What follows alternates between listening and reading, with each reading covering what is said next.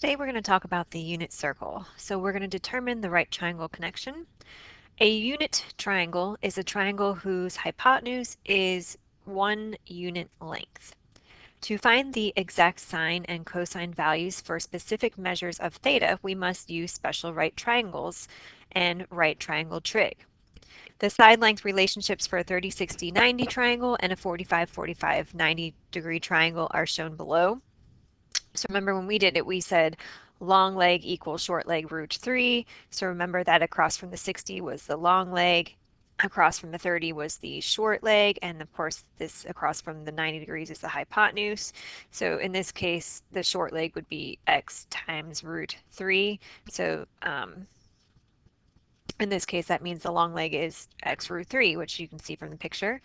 And we have 2 times the short leg, so this would be 2x. Over here, we have the leg of the triangle, which are the same length for 45, 45 degree 90, and the hypotenuse. Again, we talked about this before. So the hypotenuse equals the leg times root 2. So those are the relationships that we are going to use. So we're going to use these to convert it to a unit triangle. So instead of using x, we're just going to use the length of 1, 1, and the hypotenuse, which is root 2 for the 45, 45 degree 90.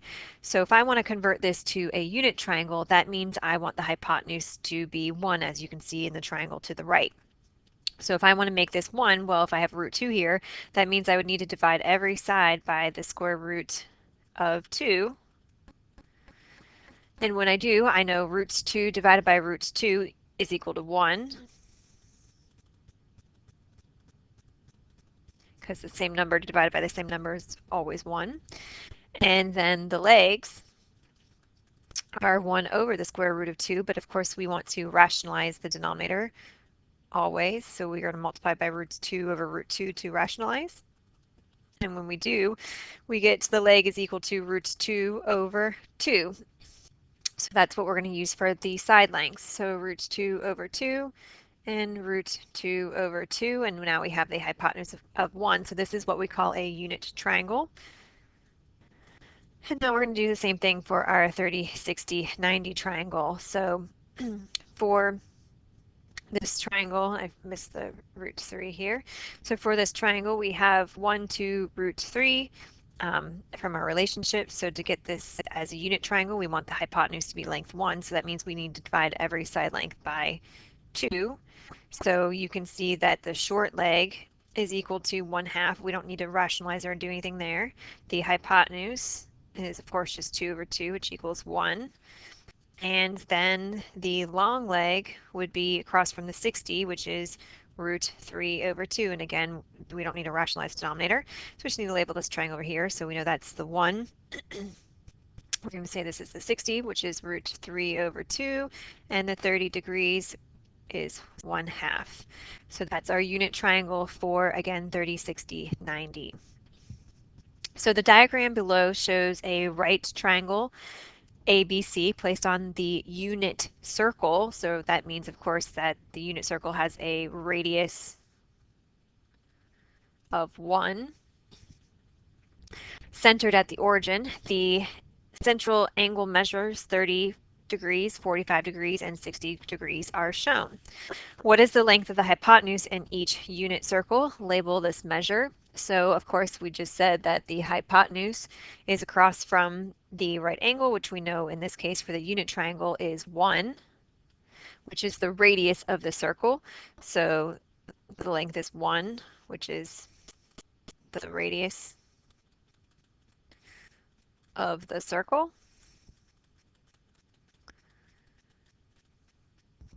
And then it says label the side lengths of the triangles in each circle using your unit triangle from above from what we did up here. So remember we said across from the 30 was the 1/2. And across from this would be 60 would be the root 3 over 2. For the 45 degrees, remember we said both side lengths were the same, which were root 2 over 2. And then this one now, the angle measurement we're using is 60 degrees, so we're just going to change our first triangle around. So now this is root 3 over 2, and this would be a length of 1/2. So the hypotenuse of each right triangle represents the terminal ray of a central angle which intersects the unit circle at point B. Complete the table and record the sine and cosine values for each angle measure in the first quadrant and the coordinates of the point where the terminal ray intersects the circle. Explain your reasoning, and just recall that the sine ratio is the length of the opposite side to the hypotenuse in a right triangle, and cosine, of course, is the ratio of the length adjacent to the hypotenuse. So remember, we use TOA. So we know that sine equals opposite over hypotenuse, and cosine equals adjacent over hypotenuse. So go ahead and pause the video and do this table right here on your own using those circles above, and when you're done, unpause and check your work. All right, so let's go ahead and look at the table. So let's start off with 30 degrees. So 30 degrees, remember when you are converting to radians, you can take the 30 degrees and multiply by pi over 180. And when you do, you get pi over 6. So that's our radian measure. So the cosine is adjacent over hypotenuse. So if we look at our first circle up here, notice that adjacent is root 3 over 2, hypotenuse is 1. So when you divide something by 1, it just stays the same. So that means this would be root 3 over 2. The sine is opposite over hypotenuse. So again, using the 30-degree triangle, we have 1/2 over 1, which is be 1/2. And the coordinates of the point, notice that in order to get to point B on our unit circle, we have to go over x and up y, which are using the same coordinates from your triangle, so root 3 over 2, comma 1/2.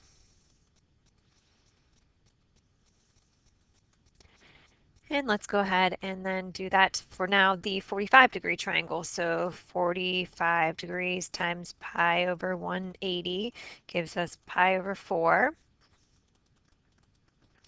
And the cosine would be adjacent over hypotenuse, so root 2 over 2 over 1 would just be root 2 over 2. The sine is opposite over hypotenuse, so same thing, root 2 over 2. And the coordinates, we have to go over x and up y, so just the side lengths of the triangle. So root 2 over 2, comma, root 2 over 2. And then 60 degrees would be this last triangle right here. So now we know 60 degrees, we would take 60 degrees times pi over 180, which gives us pi over 3. Now the cosine is switched from what we had for 30 degrees. So now the cosine adjacent is 1/2 over 1, so 1/2. And the sine would be opposite over hypotenuse, so root 3 over 2 over 1 would just be root 3 over 2. And the coordinate order pair would be 1/2, comma, root 3 over 2, because we just moved that triangle around, so it just switches the points from the 30 degrees. So for this, you'll notice that if you look at your points, notice that the cosine always corresponds to the x-coordinate and the sine is responding to the y-coordinate, because if you think about drawing a triangle here, we'll call this 1, of course, for the hypotenuse, and this is x and y. So if I look at this angle, which we'll call theta, we know that the cosine of theta equals adjacent over hypotenuse. So that means the cosine of theta equals x. And the sine of theta is equal to opposite over hypotenuse, so y over 1. So the sine of theta equals y. So notice that the sine of the angle gives you the y-coordinate, and the cosine of the angle gives you the x-coordinate. So if we think about 0 degrees, 0 degrees is right here. So it's where we start on our x-axis, which would be, of course, 0 radians. So 0 degrees is 0 radians. And so the x-coordinate to get there, notice we would have to go over what the length of the radius is if we are, again, on our unit circle right here, that's a length radius 1. So that means that the cosine would be 1, and the sine, well, what's your y-coordinate there? 0. So the coordinates would be 1, 0. And if we did 90 degrees we know is up here. So this again now would be length 1 for the radius. So look at the coordinates. We have over 0, up 1. So For the cosine, cosine is x, so 0, and this would be 1. So then your point again is 0, 1. And 90 degrees, if we multiply 90 degrees times pi over 180, we get pi over 2. And that's it. So for the next question, it says Jackson conjectured that the coordinates of the point where the terminal ray of the central angle theta intersects the unit circle can always be written cosine, comma, cosine theta, comma, sine theta. Do you think Jackson is correct? Well, we already just talked about that, so yes. We know he's correct because we just showed that work over here using x for the length of the triangle down on the x-axis and y for the opposite. So question 5 says, use your answers in 1 through 3, determine the coordinates of the first quadrant on the unit circle, label the coordinates on your unit circle, which are going to be down here. So our unit circle is all the way down at the last page. So on our unit circle, we can now go ahead and label these points that we just had. So we said at 30 degrees, which is pi over 6 radians, we get root 3 over 2, comma, 1/2. 45 degrees we said was root 2, let me use a different color, roots 2 over 2, comma, roots 2 over 2. And then for 60 degrees, we said 60 degrees we had 1/2, comma, root 3 over 2. And then we also talked about the point here, which is already labeled as 1, 0, and this point here at 90 degrees, which is already labeled as 0, 1. So let's go ahead and go back up. So use the unit circle to evaluate each measure. So we want the sine of pi over 6, cosine pi over 6, the sine of pi over 4, and the cosine pi over 4. So if we look at our triangle here, so remember we said that cosine of the angle, comma, sine of the angle is for the cosine gives you the x coordinate of the on the unit circle, and sine of theta gives you the y coordinate. So if we wanted the sine of pi over 6, that would be the y coordinate. So what's the y coordinate? So here is pi over 6. The y coordinate is equal to 1/2. So that would be our first answer. So the cosine would be the x coordinate on our circle. So the cosine of pi over 6 would be the x coordinate now, which is root 3 over 2. So if we did the sine of pi over 4 and the cosine of pi over 4 from our unit circle, you would get roots 2 over 2 and roots 2 over 2. So now we want to be able to identify beyond the first quadrant. The diagram shows a 45-degree central angle positioned in the second quadrant on the unit circle. We want to state the measure of theta in degrees and radians. So theta, of course, remember we always start from our x-axis going to the terminal side so that you can see this arrow right here.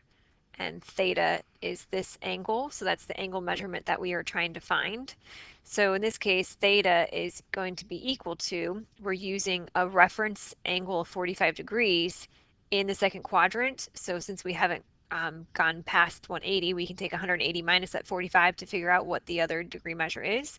So 180 degrees minus our reference angle of 45 degrees. So remember that's the reference angle.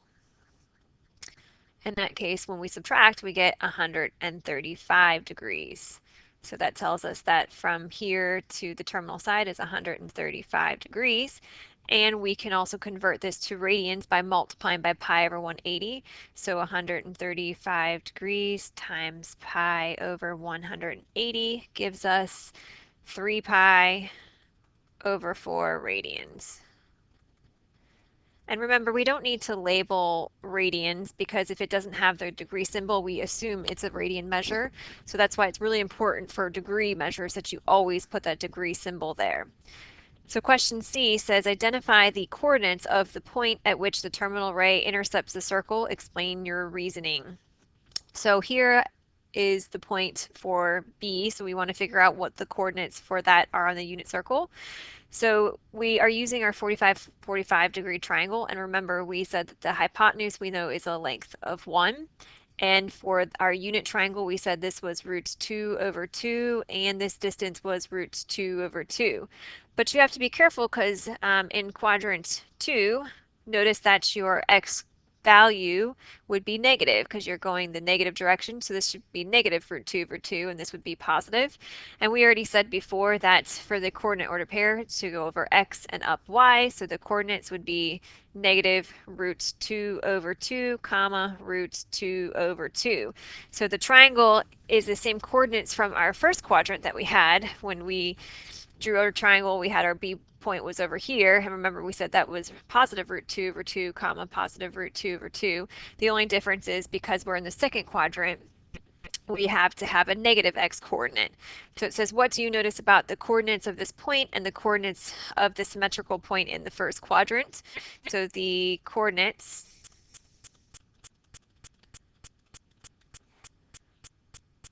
are the same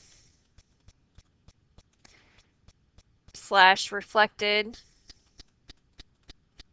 across the y-axis,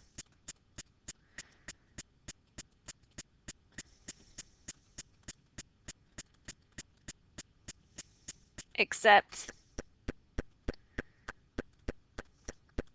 in quadrant 2, the x coordinate is negative. And the next part says, use what you know about symmetry to label the rest of the coordinates on the unit circle. All right, so looking at the other quadrants, if we first look at this triangle here, that's using our reference angle 30 degrees. If we were to flip that over into the second quadrant, we know that the triangle is going to have the same measurements except for it's just flipped. So this is an x value of still root 3 over 2 and 1/2. But in the second quadrant, remember that your x value is negative and your y value is positive, whereas in the first quadrant, both x and y are positive.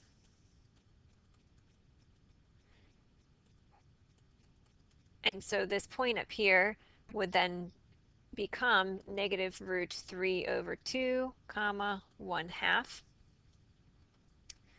And if we, again, flip the triangle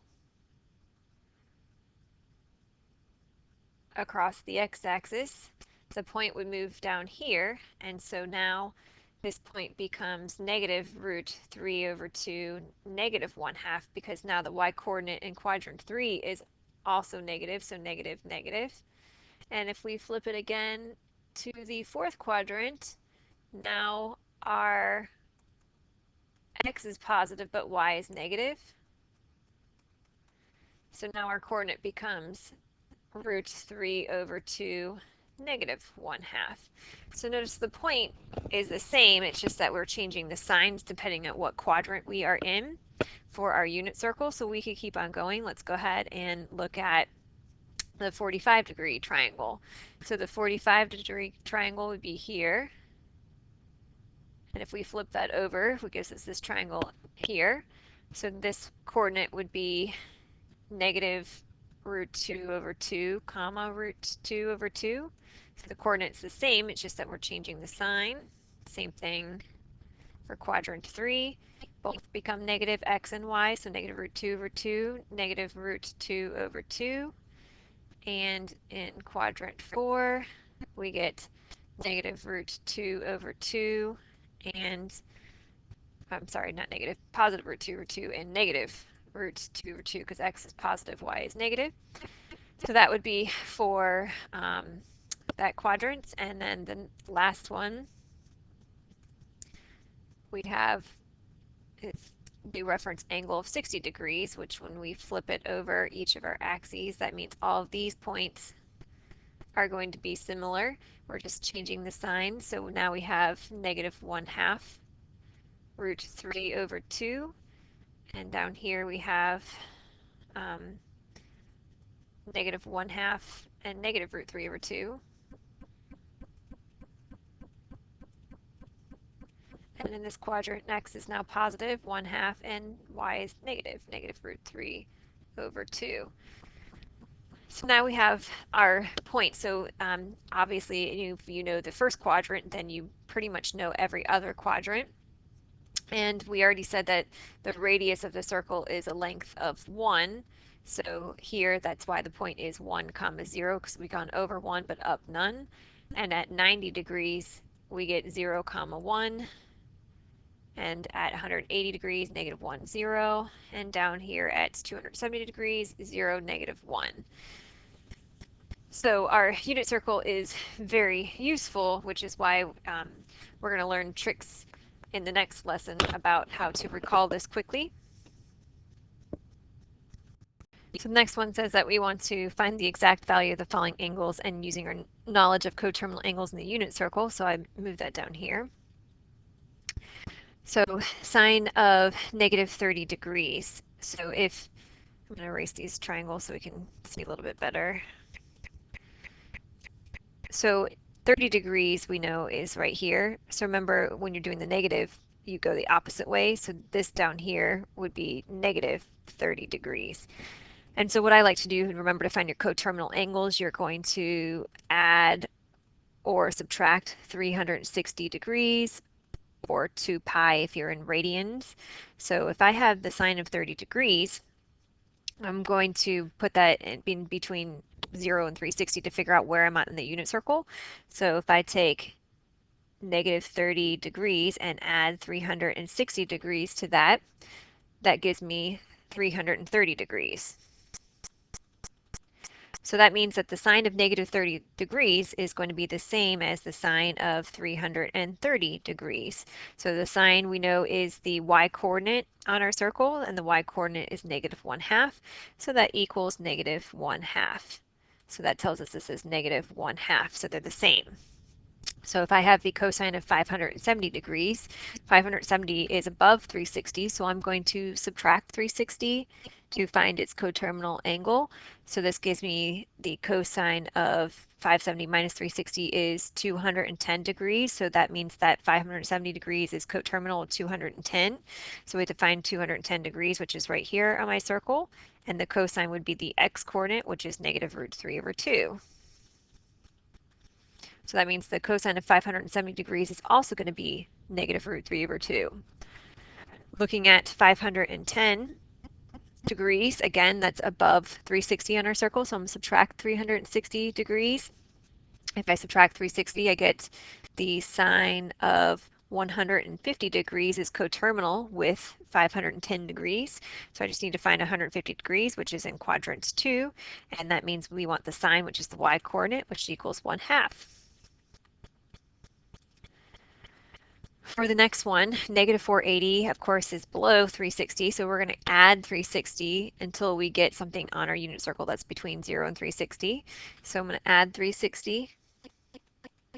So if I add 360, I get negative 120 degrees, which is still negative. So you could go the negative way on your circle to find that, or you could just add another 360 degrees to find the positive coterminal angle, which gives us 240 degrees. So this is the cosine of 240 degrees. 240 degrees we know is on our circle in quadrant 3, so right here. We want the cosine, which is the x-coordinate, so negative 1/2. So those are the same. So now let's go ahead and look at this in terms of radians. So if I look at this in terms of radians, same thing. If it's not one of the radian measures on our circle, we're going to add or subtract 2 pi until we get a value on our circle. So if we have 10 pi over 3, I know that 10 pi over 3 is not on my circle, but it's going to be coterminal with something on my circle. So I take that 10 pi over 3 and subtract 2 pi because it's above 2 pi. So if I subtract 2 pi, that means I need to get a common denominator. So I'm going to multiply this by 3 over 3. So that means we have 10 pi over 3 minus 6 pi over 3, which gives us 4 pi over 3. So that means the sine of 10 pi over 3 is coterminal with 4 pi over 3, so that's going to give us the same answer as the sine of 4 pi over 3. And so 4 pi over 3 is in quadrant 3 right here. And the sine is the y coordinate, which is negative root 3 over 2. So that means that the sine of 10 pi over 3 is also equal to negative root 3 over 2. For the next one, we have negative 8 pi over 3. So since it's a negative value, we're going to add 2 pi to get the coterminal answer on our unit circle. So I'm going to, again, multiply this by 3 over 3 to get a common denominator. So that gives me negative 8 pi over 3 plus 6 pi over 3, which then gives us negative 2 pi over 3, which is still negative on our circle. So I'm going to add another 2 pi, which is another 6 pi over 3. So if I add another 2 pi to that, I get, again, 4 pi over 3. So that means negative 8 pi over 3 is coterminal with 4 pi over 3, so it's going to be the same place on the unit circle, which we just did, except for now we're looking at the cosine, which is the x-coordinate. So that means we want the cosine, because we're doing cosine up here, of 4 pi over 3, which gives us negative 1/2. So that means that the cosine of negative 8 pi over 3 is equal to negative 1/2. And that's why we like to use our unit circle, because it's very useful. It tells us how to find the exact value of sine, cosine, and of course we also later talk about tangent on our unit circle as well. But it is good to know how to get these values, at least in the first quadrant, because if you know the first quadrant, then you pretty much know every other quadrant. You're just changing the signs. And we use the unit circle a lot in upper level math, so pre-calculus uses this a lot. So in pre-calculus, we have you memorize the unit circle, which is something that I would suggest starting to kind of see if you can do now. I would practice drawing a circle that's blank and seeing if you can write in the coordinates. So I would be able to write the degrees all the way around. So you can see these are all the degree measures here. I would also know how to write all the radian measures without having to multiply it by pi over 180. So we'll talk about tricks in the next lesson. And then the coordinates I would also know. So those are the different values on your unit circle that is important to have. I guess we can probably talk about how to get the radians. So if you think about your circle, when you're doing degrees, you can count by 30 degrees or 45 degrees to get each of the measures. You can do the same thing with the radian measures. So I'm just going to show you with the first one, which is pi over 6. So this is 1 pi over 6, and this is up here would be 2 pi over 6, which notice becomes pi over 3. This is 3 pi over 6, which becomes pi over 2. This would be 4 pi over 6, which reduces into 2 pi over 3. 5 pi over 6 stays 5 pi over 6. 6 pi over 6 is pi. Then this would be 7 pi over 6. 8 pi over 6 reduces into 4 pi over 3. 9 pi over 6 becomes 3 pi over 2. 10 pi over 6 becomes 5 pi over 3. And then 11 pi over 6. And then 12 pi over 6, notice, is 2 pi. So you can count by pi over 6 on your circle all the way around. So that's an easy way to get those values. And you can do the same thing with pi over 4. So if I count by 45 degrees around 1 pi over 4, and then up here we would do 2 pi over 4, which notice is pi over 2, 3 pi over 4, and then you would have 4 pi over 4, which is pi, 5 pi over 4, 6 pi over 4 would be 3 pi over 2, 7 pi over 4, and then 8 pi over 4 would give you that 2 pi. So you can either count by, again, pi over 6 around the circle or by pi over 4, and then just reduce your fractions, leaving pi in the numerator to get the values on your unit circle. So that's just a trick for the radian measures. And that is it for this lesson on the unit circle.